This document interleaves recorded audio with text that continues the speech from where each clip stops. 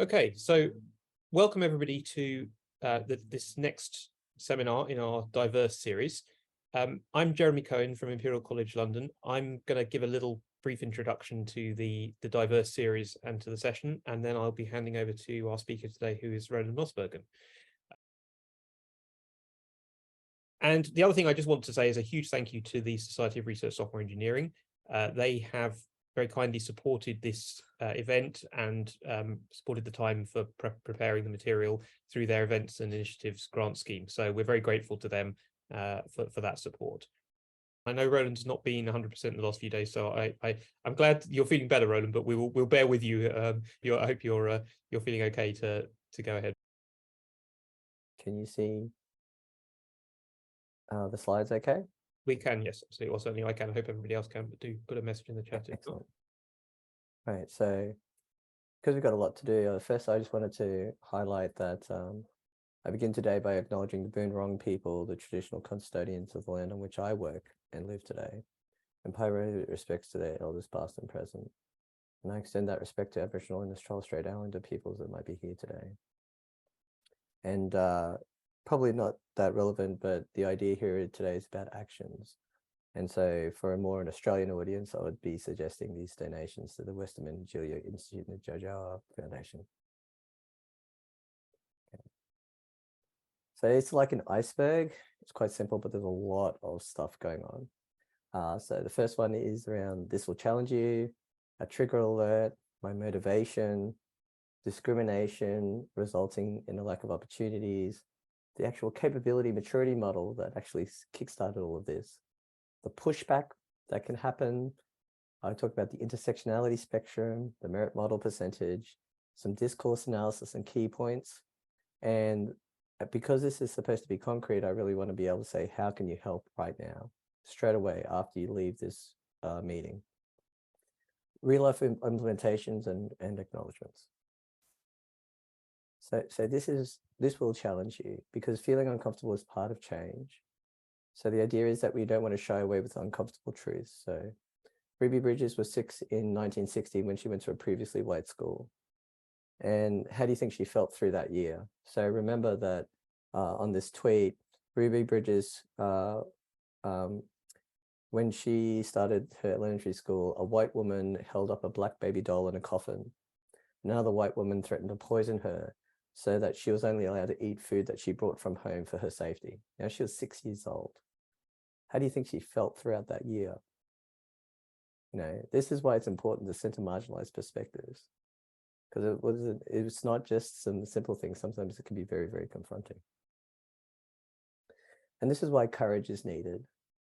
And for me personally, that writing the original document was very difficult emotionally. And even when I was writing this presentation, I still, you know, it's not straightforward. And as with all presentations like this, I am a little bit anxious, so please take that into account when you have questions at the end. But we all need courage to be able to make the changes we need to improve our societies. And it's not easy. So my job here is to explain to you what you really need for change, to burst your bubble, to go, right, this is what you need to do. And then you can decide if you have the courage to fight or not, depending on the situation. That's what I'm here for. So why so sensitive? So you have to understand that it's got to be viewed as a part of a cumulative impact. And the high pressure situations like this are not in isolation for marginalized groups. They are the straw that broke the camel's back, right? Because they're cumulative. And here's an example in Wallace 2016, cumulative exposure to racial discrimination has incremental negative long-term effects on the mental health of ethnic minority people in the UK. If you're wondering why I'm just reading off my slides, it's just to make sure that if anyone didn't have access to the accessible slides, which were in that link, that hackmd.ia link, they can actually follow along even if they have low vision. So I'm on slide 6.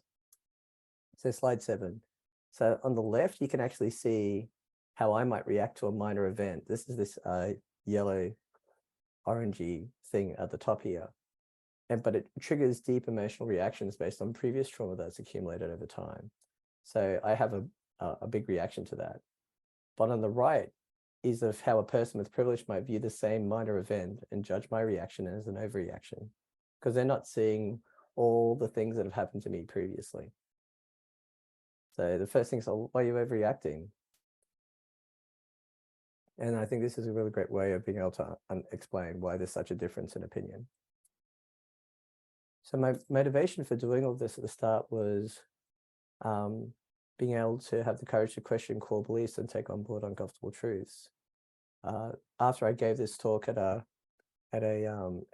research software engineering / e-research event, someone said, "Thank you for spending the time and mental effort so I can articulate these uncomfortable truths so clearly in front of an audience that needs to hear it."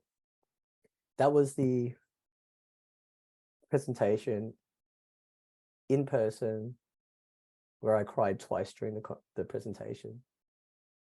But yeah, I don't cry anymore. There are two reasons that slow, well, not too much. There are two reasons that slow the community to be transformative, in my opinion. This is part of the motivation: a lack of concrete discussion and a lack of person-centered approaches. So the way that I explain this here is that because there's still a systemic imbalance and lack of diversity in the workforce, it needs to be fixed systematically. It's especially true in senior roles. And there's a huge conceptual gap between grassroots advocacy and typical corporate diversity training. And the reason I explain this is that corporate diversity explaining tends to be abstract and not concrete.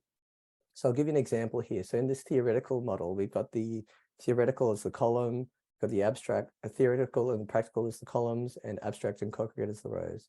So on the abstract theoretical slice, you've got definitions of DEI, which I don't tend to do, exploratory DEI strategy, and demographic benchmarking. And there's this big cognitive gap. And when you look at the concrete theoretical things you can do, is like, how do you center marginalized people? How do you create new opportunities? How do you do potential individual changes? And how do you use the intersectionality spectrum to help prioritize? And on a practical way, there's things like, how do you build safe zones, provide opportunities, change recruitment styles, rehumanize people, and power share? And I'll explain these a little bit later, but when you're talking in the abstract, a lot of things people go, well, okay, I understand the definition of DIA, but what do I do now? But when you're working on a, but when you're working in a concrete level, you're always understanding what you can do next, practically. So this was helping to aid communication. So the second part is lack of person-centered approaches. So many policies and strategies are underpinned with the limiting notion that a person fits in one box. So you just might have a disability policy, or maybe you'll have a policy for Global South, or where you have a policy for women. But actually people are complex. And the only way to truly understand them and what they need is to ask them, trust the answer, and act. And this is a person-centered approach. And this is fairly standard within the disability sector, where you can't just say, right, this person has cerebral palsy, we're going to treat all people with cerebral palsy the same. It doesn't work like that. It has to be at an individual level. So talking about systemic imbalance, there's an imbalance in the system which is biased against people from marginalized groups. And we can't fix this balance by treating people equally as if they had the same opportunities, resources, and rights throughout their career. So this is all sort of things that have systemic racism in them. So systemic racism in who has healthcare, systemic racism persists in the sciences, systemic racism moderates effects of provider racial biases on adherence to hypertension treatment for African Americans. Systemic racism is a cause of health disparities. Just recently, you might have heard in the news that Scotland police highlighted that they were systemically racist. And you're seeing, if you look back at the chat with that link, you'll be able to see some other things that have talked about systemic racism. It's pretty common. It's pretty common. So one of the things to recognize is that neutral sides with oppression. So Desmond Tutu, that famous archbishop, if you're neutral in situations of injustice, you have chosen the side of the oppressor. So if an elephant has its foot on the tail of a mouse and you say that you're neutral, the mouse will not appreciate your neutrality. So on the left here, you can see this car that's veering over to the right. So if you were to keep your wheel neutral, your steering wheel neutral, your car would still veer to the right. What you actually need to do is you need to put an opposite force to the left to actually keep your vehicle to stay in the same lane. So blatant discrimination is not acceptable now, but it still pops up its ugly head. And that's what people tend to focus on. Why are Asian women's feet so small? So they can stand close to the sink. Male employee joked with his Asian colleague, then got angry when she didn't like it. Right. It's a bit easier to see these things.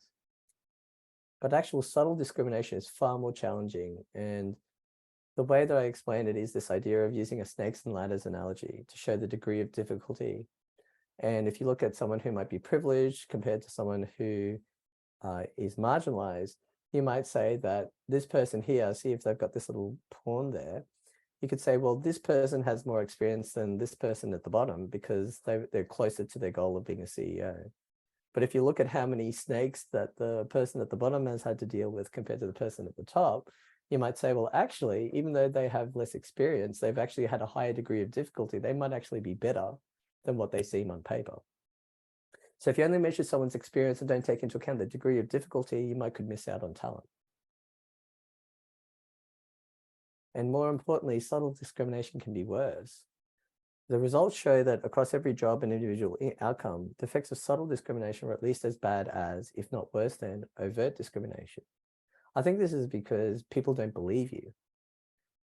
That's my personal opinion, but it depends on how things go. But for now, I actually have changed over the time. I've changed my definition of a microaggression to be a microaggression is a clear sign to a marginalized person that they do not belong in that environment.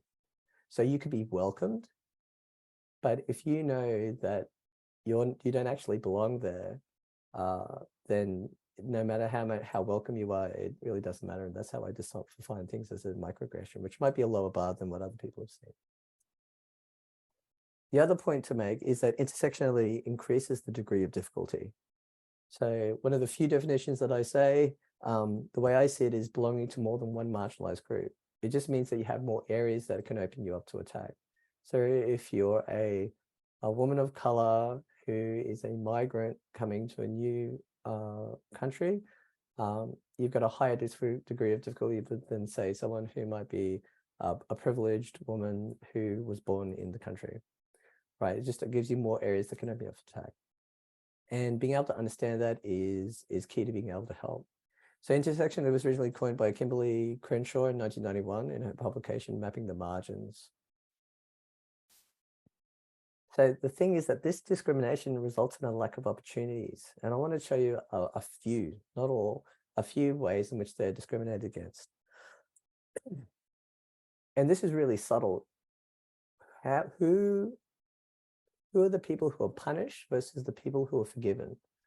So Tamir Rice was 12 years old when he was killed by a policeman while holding a replica gun, like a toy gun.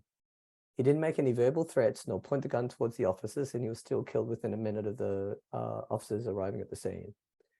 This Illinois teen took a bus or was in a different state, brought his AR-15 and shot 2 people, and he was actually arrested. He wasn't shot and killed, but he actually had a real gun, and he actually went and killed people. But he was forgiven for that, and he was able to be arrested, and actually he got exonerated a little bit later, if I remember correctly. So if people are doing the same thing, who gets punished and who gets forgiven is a source of discrimination. Stereotyping. So this is an example of Dr. Satra Brown, who was a Black American living in Aotearoa, New Zealand. She has her story about racism.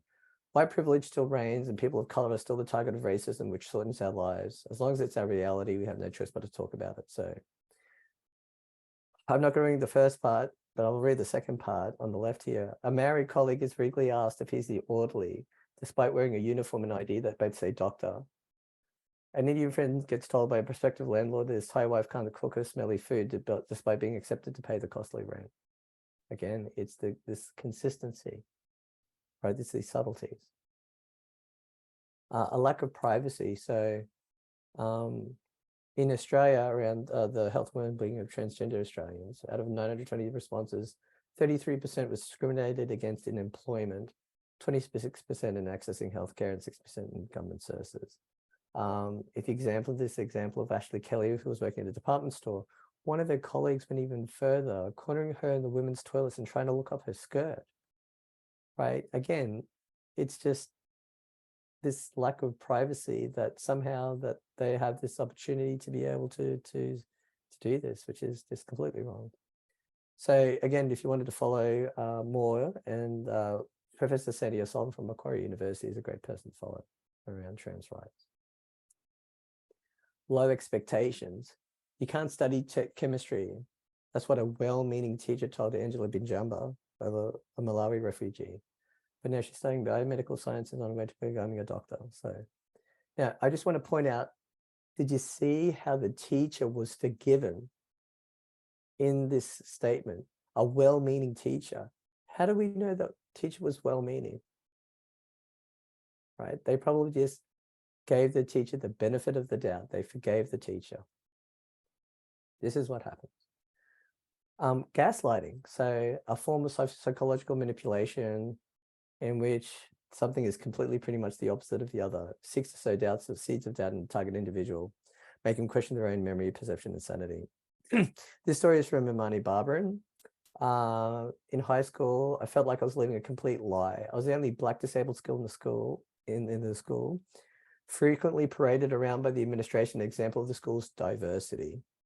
In reality, only 4 out of the school's 1,400 students were Black, and the teachers and administration often took the side of students who committed racist acts. Teachers there would make me justify affirmative action to an all-white class, or try and get me and the only other disabled kid, a wheelchair user, to race each other down the hall. Right.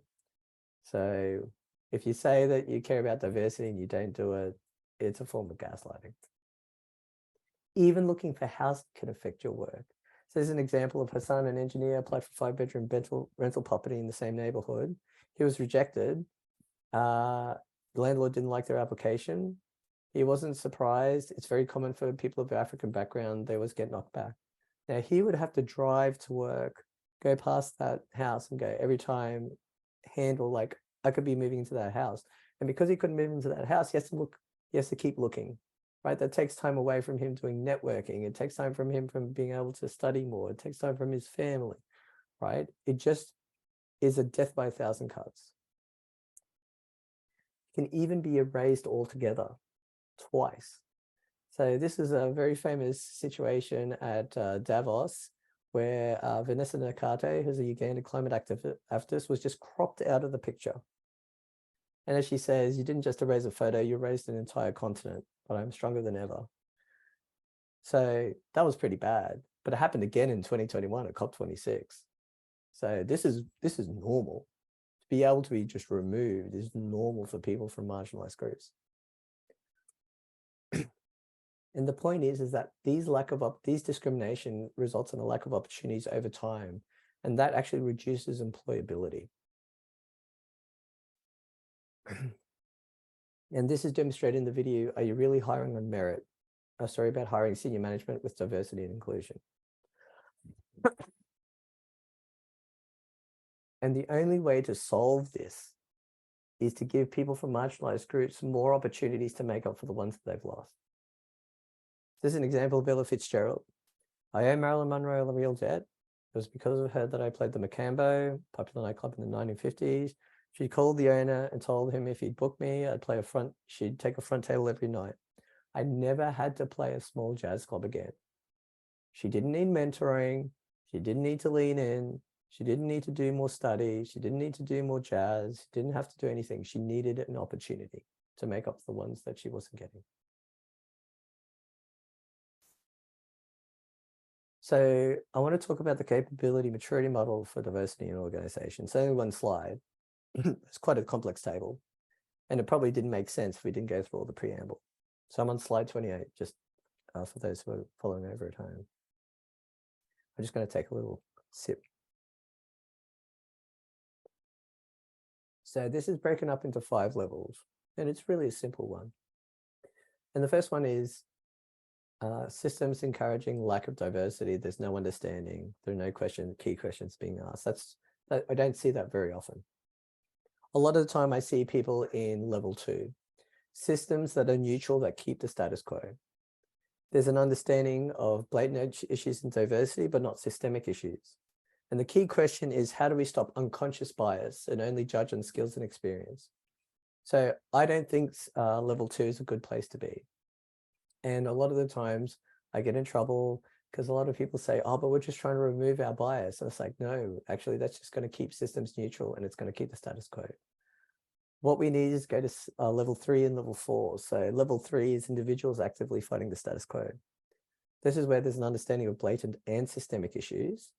And the question really is, how do we get privileged people to give people from marginalized groups more opportunities? And when we look at systems improvement in a single organization, there's an understanding of that blatant systemic issues across the organization. And how do we build systems to give people from marginalized groups more opportunities? It becomes the key question. I won't leave number 5, but it's just basically saying that across multiple organizations. And again, I say that this will challenge you. So to work towards a better community, we need to sacrifice our privilege and comfort. This was mentioned in a 2015 article by Clementine Ford. Equality either comes from people sacrificing their privilege or having it forcibly taken away from them. It does not come from waiting from the oppressed to rise up and meet it. But if all you can think about when you think about equality is everything you stand to lose, then you're probably not trying hard enough. And yes, you're part of the problem. So as you move to CMM level 3, and even you might be thinking now, you might be having some pushback, might be feeling defensive. So I wanted to talk about the sort of levels of pushback. This is easily seen in the infamous words of Scott Morrison. We want to see women rise, but we don't want to see women rise based on the basis of others doing worse. This was on International Women's Day. And of course, if women have more opportunities, of course, there are people who are non-women who will have less opportunities. It's not a thing, but the point is that the men were the ones who were getting the opportunities in the first place. So here's a few things. You're being too loud. People who push back usually make excuses that have been made before in more horrific situations. So when someone tells me, oh, look, you can't do that, that's a bit rude, I say, well, the first thing I think about is that, oh yeah, this person might have said that they're a bit too, that I could be a little too fierce on the slavery question. And this is a reaction to an anti-slavery speech in 1853 by Frederick Douglass, right? So New York Herald replied about a speech that he did in the Capitol. While the paper applauded the extraordinary and eloquent lecture, it regretted that Douglass's rhetoric was a little too fierce on the slavery question, right? The other, for an Indiana paper, was unfeignedly glad for Douglass's message, but arguing he'll certainly do harm with his demands, however just, if arrogantly made. And this is about slavery, right? Very normal reaction to be able to change the status quo. You're being too loud. You're being a little too fierce on the slavery question. Not the right fit. It's a very common phenomenon. What does the best person look like? It's like looking in a mirror. So this is a study from 2003 about the Victorian police in Australia. Benchmark men who are white, Anglo-Celtic, heterosexual, and able-bodied have traditionally dominated masculine institutions like the police force. Decision makers persist in appointing and appointing those who most look like themselves. It's like looking in a mirror, right? The more closed the circle, the more difficult it is for outsiders to break in. The very difficulty in entering may be seen as a sign of incompetence, when actually it's just about the status quo is perpetuated, institutionalized, and normalized.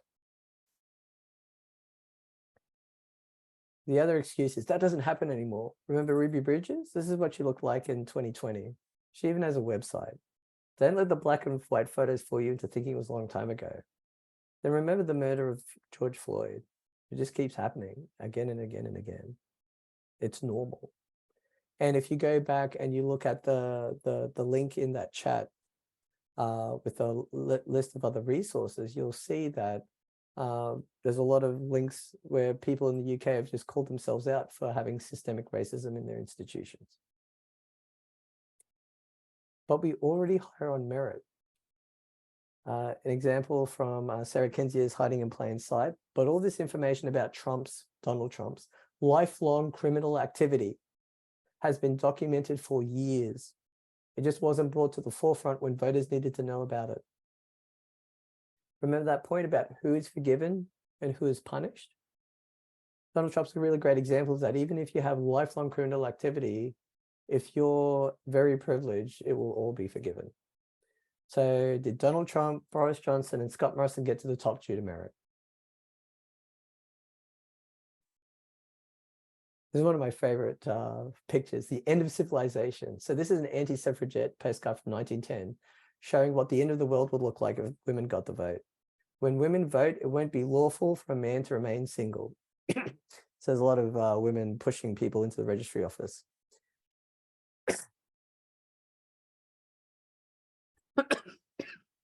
And there are many more delaying tactics. Some of these include, this isn't the right time, there are no quality candidates, I'm already doing X, I can't do Y as well. We've tried before and failed, good idea, we'll get back to you. But those never affected me personally. I don't have privilege, I just worked hard. These are all ways to delay the actions needed to change the system. And it's very, very common, not just in diversity and inclusion and other things as well, climate change, whatever. So I wanted to talk about the intersectionality spectrum because I created this model to help visualize the degree of difficulty to sort of based off this picture and take into account when looking at merit. So this is sort of sitting in the people-centered category. But the real risk is that this is dehumanizing, and you need to take that into account as we continue. Because at a fundamental level, we need to rehumanize the marginalized people that have been dehumanized. Putting them into categories does not help rehumanize people. Only stories can rehumanize people and see people as individuals worthy of value. So, and also highlighting as well that all models are wrong, but some are useful, from George Box. This model is definitely wrong, but I really hope it's useful. So this is the intersectionality spectrum. And basically these little white dots represent the number of marginalized groups that someone belongs to. So this is for females, this is for race, this is for disability, this is for indigenous, this is for the global south, LGBTQIA+. So basically the more the more marginalized groups you belong to, the higher degree of difficulty over on this y-axis here. And what I'm saying here is that this is easy to see sometimes, and this can be difficult to see over here. And for the people who are just sort of curious, I had degree of difficulty is 2 to the power of the number of marginalized groups someone belongs to. Use 3 to the power for highly marginalized groups. So for example, disability is highly marginalized, so it's 3 to the power of 3, which is 27. But it really doesn't matter because all models are wrong. Some are useful. This model is wrong. The numbers don't really mean anything. It's just, can you understand that these people over here have a much higher degree of difficulty than people over here? And what actually happens is that most DI initiatives that target gender equity end up looking after here. And if you go back to the links in the chat, you'll see that there's a comment saying, I think this is what happened to Athena Swan. They got a lot of pushback because they had to add a racism thing to those things because they were just basically helping people who are more privileged. And so again, this is normal. I've seen this before. And what we need to think about, this is where the intersectionality spectrum is useful. You need to think about it like a hospital, right? So we want to triage to help those who need it most. So we want to triage the people over on the right-hand side, which have a higher degree of difficulty, who belong to more marginalized groups than people who belong to less marginalized groups. Imagine if you're in a hospital, you were having a heart attack and they saw someone with a sore thumb before you, right? We need to turn around and think of it like a hospital setting, and the people who need the most help need to be seen first, and they might need most of our resources. So further to I know we've got some people to have that chat there, but I might hold off all the questions to the end, and I'm happy to go back to the intersectionality spectrum. So further to the intersectionality spectrum, I want to look at this idea of a merit model percentage. And this is basically similar to the achievement relative to opportunity that's part of Australian universities now, like Monash University. But it should take into account more things, because I think the achievement relative opportunity was only really for things that happened within the university environment, not before. But basically, it's the skills and experience divided by the opportunities and multiplied by the degree of difficulty, which is what I call my merit model percentage. And again, all models are wrong, but some are useful. Why is this useful? So let's have an example. So Nova Peris, First Nations person to win an Olympic gold medal, and the Australian athlete to win Olympic gold in one sport and Commonwealth Games gold in another. Australia's first Nations woman elected to federal parliament. So her range calculation, because just to clarify, skills and experiences from 1 to 3, and she's had a great set of experiences 3. Opportunities, she might have had a 1 or a 2, probably a 1. Her degree of difficulty is very, very high, 3 to the power of 2, so 9. So merit model range is about 1350% to 2700%, right? And to give a benchmark, for me, I could only obtain a maximum of about 600% given my degree of difficulty is 2 to the power of 1 or 2. So I'd rate myself as a range of 200 to 300%. So when I compare myself, and I'm not really trying to, is that I could see that she must have gone through a lot more, she's achieved a lot more, which is great. But it's just a way of being able to say, well, what is merit? Because actually merit is very, very difficult. And I'm not saying at all that this is the way to calculate merit, because again, all models are wrong. It's just another way of thinking about it. So from theory to implementation, in this section, we're going to talk about examples of how you can take this framework and apply it to most situations by using discourse analysis. This is slide 48 for people who are using the accessible presentation.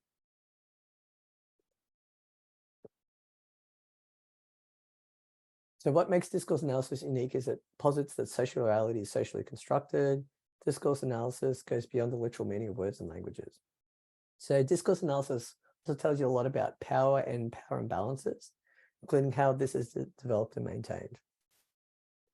So these discourse analysis points, I've got 12 of them, can be used to test if the framework or the event or the changes you're wanting to do, it just gives you another way of being able to look at things.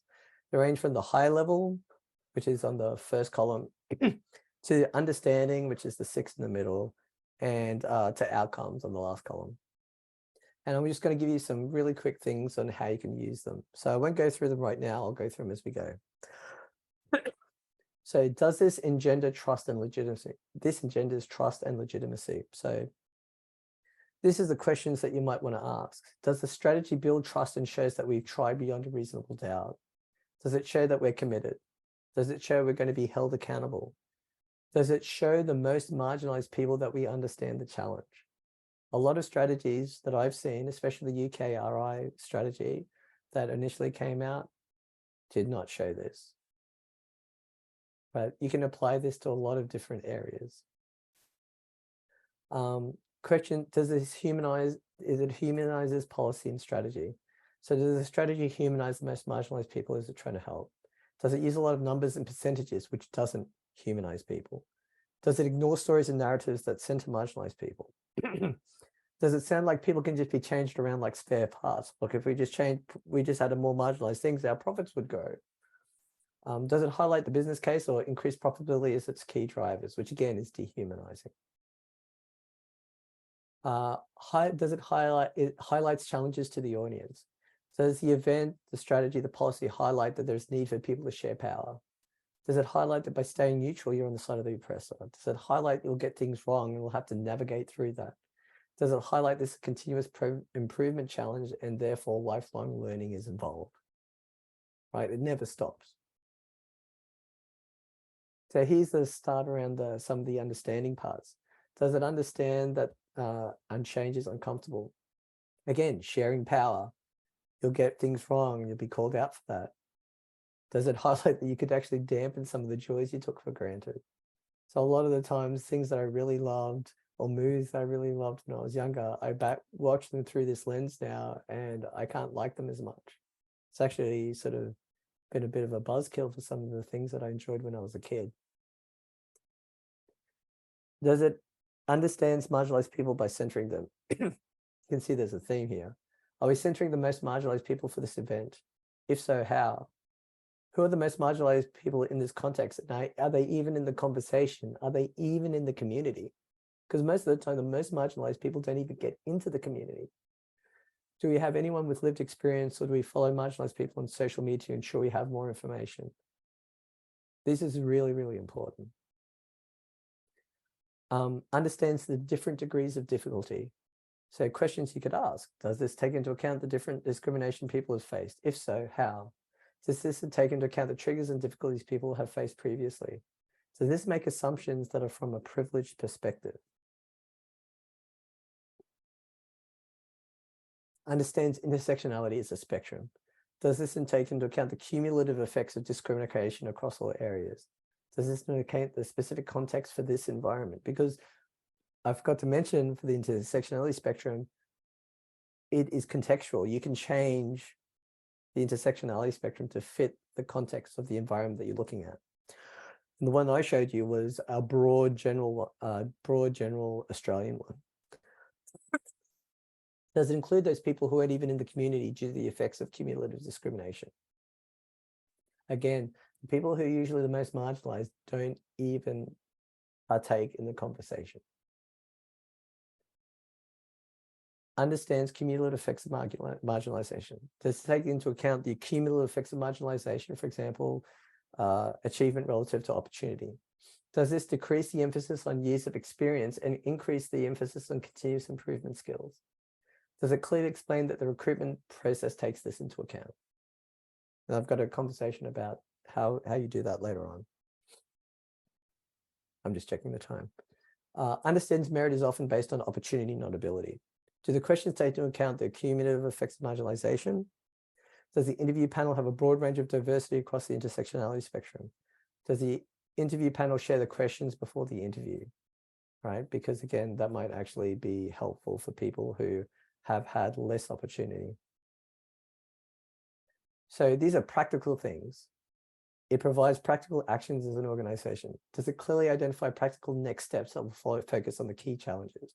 Does it assign a responsibility and KPIs that hold people accountable? Does it make sense, and will it make an impact to people who are highly marginalized? Right? Going back to that other point I made. If you're a marginalized person and you see a diversity and inclusion strategy, that doesn't mean anything. You have no idea if this organization is going to be good or bad. It really doesn't. Provides that practical actions as an individual.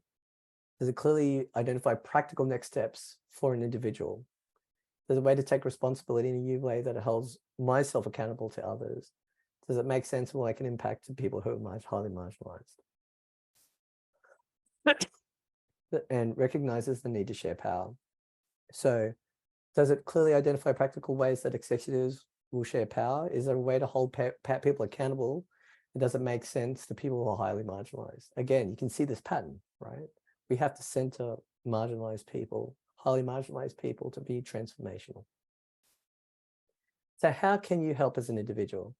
Well, I just wanted to make sure that someone's dropped in the chat again the previous link, because there's more detail in the hackmd.io. But again, we're trying to move from level 2 to level 3 in this capability maturity model. So going from systems being neutral that keeps the status quo to individuals actively fighting the status quo. And the key is to focus on action, advocating for people from one or more marginalized groups, and redefining merit. So the first thing is to center people from marginalized groups. You can set up your social media to include a core set of people from marginalized groups that you normally wouldn't see. The more intersectionally marginalized, the better. And proactively find databases of intersectionally marginalized people in your industry to build new relationships. Again, most of the time, people like Vanessa Nakate will be hidden from view. They'll be removed. Step aside for people from marginalized groups. So if there's a choice opportunity, so for example, if it was a talk, someone actually offered me a talk and I actually passed it on to someone else who might be a better fit, but from a more marginalized group at this point in time. It's not tokenism if they have the talent and potential and you're willing to share your skills and experience with them. Again, going back to Ella Fitzgerald, she didn't need to do more work. She didn't need to practice more. She needed an opportunity. Who's going to give her that opportunity? Encourage and sponsor people from marginalized groups. So if you can, interview marginalized candidates by default and provide them with constructive feedback. Go out of your way to engage with, help with introductions, and mentor them so that you can know them better, so you can sponsor them. And sponsorship means advocating for people when they're not in the room, for example, suggesting a marginalized colleague or candidate for a job when they aren't in the room that they would be grateful, right? But the best advice is to ask the person themselves what they think they need, see what their strengths are, and fight for opportunities for them. When you see a marginalized person do something well, please, please, please compliment them. They get gaslit a lot. And there's so many times people have said something nice to me and it just made a huge difference because I was being gaslit. So here's an example. When I see African-American doing great stuff, I get excited because there's still too few of us. So again, so why that's important, when you see an opportunity, you can pick up the phone and say, there's a position that's available, you need to go link to it, okay? This is this idea that you have to be a sponsor. Proactively, not reactively. Identify talented people from marginalized groups. These are all fairly blurring together, right? So focus less on skills and experience and more on, focus less on experience, more on potential and talent and continuous improvement skills. Get out of your way to engage with, help with introduction to job opportunities. And I've got an example in that hackmd.io link. The more marginalized the candidate, the more the gap between skills and experience should be reduced as a weighting when hiring.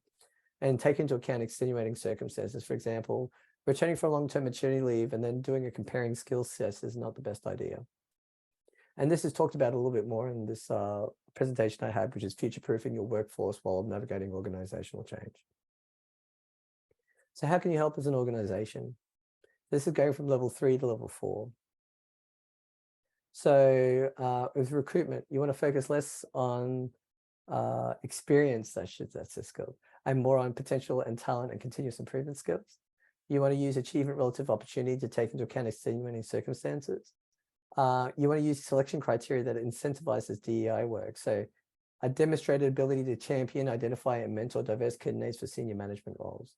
So that's also in the hackmd.io things. So you can see that in the improving diversity, inclusion, and senior leadership for 30 tips you can do right now as an organization. And the key here is to redefine merit by increasing the emphasis on ability and potential while de-emphasizing experience, as experience can be correlated with opportunity, not ability. When you're looking at an event, you might want to choose keynote speakers that are not the same ones on the circuit by de-emphasizing experience or positional authority and emphasizing potential and talent.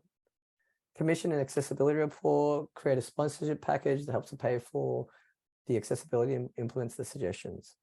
Make a commitment to create accessible documentation throughout the conference, including the conference report. And using intersectionally dependent conference, which I think is one of the links in the hackmd.io. And if you center the most marginalized people that find attending events challenging, such as people with low income, disabilities, or who are intersectionally marginalized, you'll get a more inclusive event.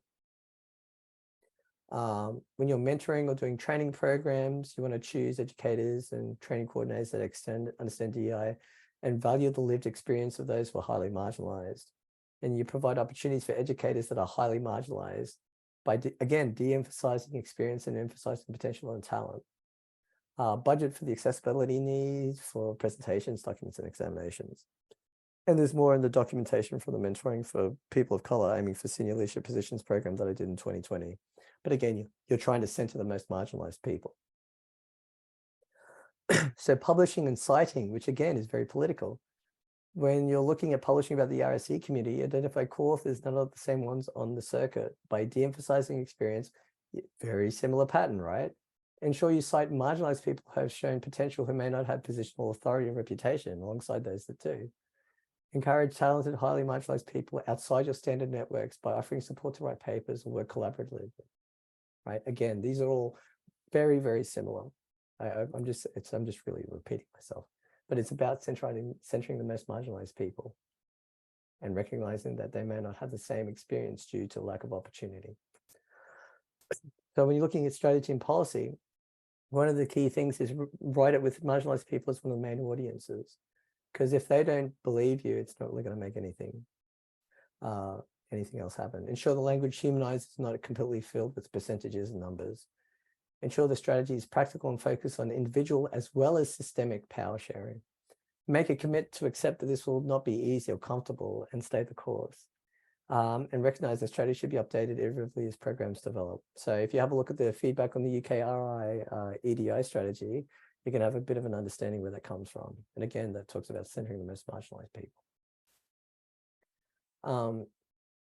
This is something that I have to deal with as well, handling criticism of DEI. So continuous improvement is key. Each individual who's highly marginalized will have a different needs, may be critical of the work being done. And this is actually progress if you get negative comments from someone's highly marginalized, because previously they might have just ignored you or just given up because they didn't think they would have been able to do it. So the focus should be on helping to improve at a person-centered level. Again, that's supposed to be standard in disability setting. And the idea is that the answer is always, hey, we're doing our best. We know we can improve. It's a continuous improvement process. We welcome things on board. And so you can have a look at missing narratives and discussions around diversity and inclusion in research software engineering to see how that sort of pans out. But again, accept that when the most marginalized people find you're willing to listen to them, they're probably going to open up. And it's not going to be easy to handle if you expect to be above criticism, because you're not. I'm not, no one is really. So this is just important to be aware of. I'm just making sure I'm checking the time. I want to sort of talk about this. When I know that I'm supported and people understand why I'm sensitive, I feel safe. When I feel safe, I'm comfortable being myself, and I'm able to share when something's wrong without being worried about losing my job, losing friendships, or damaging my career. For me, that's inclusion. And even now, even when I'm doing this work, I have to be really, really careful what I say. I can't be myself. So that's how I sort of think about inclusion. So I want to talk really quickly about real life implementations. At STEM Informatics, I built a very diverse software engineering team. This was usually using achievement relative to opportunity and continuous improvement skills to identify talent. To give you a benchmark, I had a colleague in a similar industry who struggled to find female software engineers, and we actually had 4 women and myself in the engineering team at one point, in the software engineering team at one point, mainly students. Research software engineering, Australia, New Zealand, we were setting up the committee. The committee was about 91% male. I originally wrote the capability maturity model, and we said we should use collaborative framework rather than a straight competitive framework, i.e. elections, and that people with privilege step aside. This actually convinced the candidate who went from wanting to be the chair to backing a candidate who had a higher degree of difficulty. There was pushback even from the ones who would have benefited. Pardon me. They were worried about being a token hire. The end result was that we selected 2 very capable co-chairs, both women, with one being a woman of color. And it was fine. It was only one thing, and it was a collaborative effort. Yeah. This is the setup of a new research software engineering team at the University of Melbourne. It was about 8 strong. During the initial interviews, I realized there were no cultural diversity in the interview panel whatsoever. So I got the okay. I reached out to my network of culturally diverse colleagues, because again, I keep a track of people, and they responded. And in many interviews, we had 1 or more culturally diverse interviews. The result was which may have been a big influence or not, but we had over 40% of the initial recruitment being culturally diverse and 25% being intersectionally diverse. So I ran the mentoring for people of color, aiming for senior leadership positions back in 2020. Biggest challenge was to actually match the mentors, make sure they weren't going to trigger the mentees, because sometimes, there's difference in cultural and intersectional complementary intersectional differences. And the feedback was positive. So it was just a way of being able to connect people together. But I don't really like that model as much, because I think we have to do more. In 2021, as part of September RSE, we're doing missing narratives around diversity and inclusion in research software engineering, co-designed that.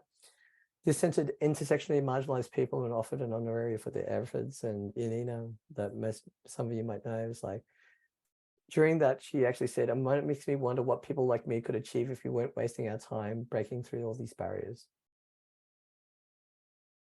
With Open Life Science, I've done some talks with them. One of them was unconscious bias. Does it really matter? It made the case for centering the victims, not the people with the bias.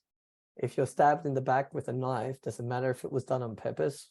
or not was one of the things that I was thinking of, right? The feedback was very positive, with the most common feedback highlighting that this was very, very powerful.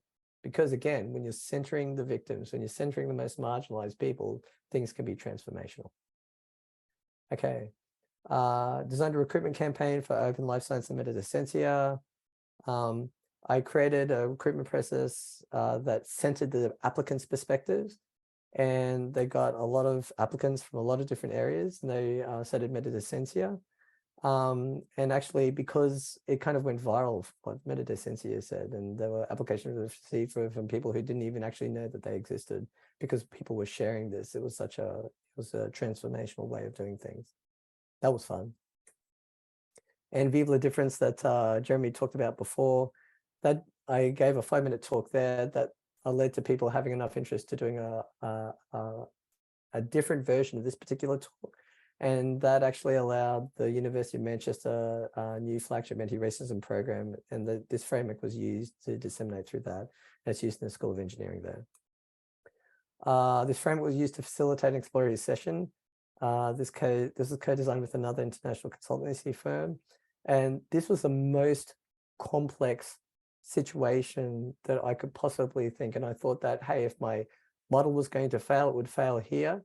It didn't. And Matthias said that, it had a huge impact on our leadership team. And because they had it was completely international, people from very different backgrounds. They were all trying to work out how to do it. And the intersectionality spectrum allowed them to have a more sophisticated model to be able to handle the discussions they were having. And in the unconference, I was the co-chair of the RSE Asia Australia unconference. And we tried to extend DI best practices by setting up a high-level accessibility report and then using that as a benchmark. We can still improve, though. We can still improve.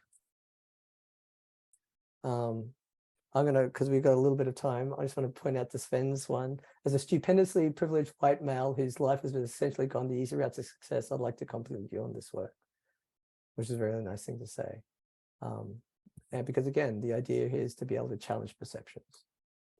So you can find out more at practicaldiversity.org. There's an RSE leadership course. It's a pilot that that has incorporated intersectionality into things like how to recruit, using continuous improvement skills, setting and maintaining pipelines to attract talent, managing high performance teams, and how to deal with difficult people and building relationships as an RSE. These are the key continuous improvement skills that I've been talking about all the way through the things: learnability, collaborative by default, adaptability, critical thinking, tolerance for ambiguity, tolerance for complexity. And to me, a research software engineer is basically someone who has these skills, high level of these skills within the research domain. That's what I see research software engineering as being. So thank you very much. I really like to acknowledge a lot of people, but in particular, Manadi, Roman, Yo, Michelle, Jeremy, Malvika, and Camille. And I also recommend that you follow the following people on Twitter to actually start thinking about the intersectionality side of things, and to follow people who are highly marginalized. And thank you very much. Sorry it was such a whirlwind tour.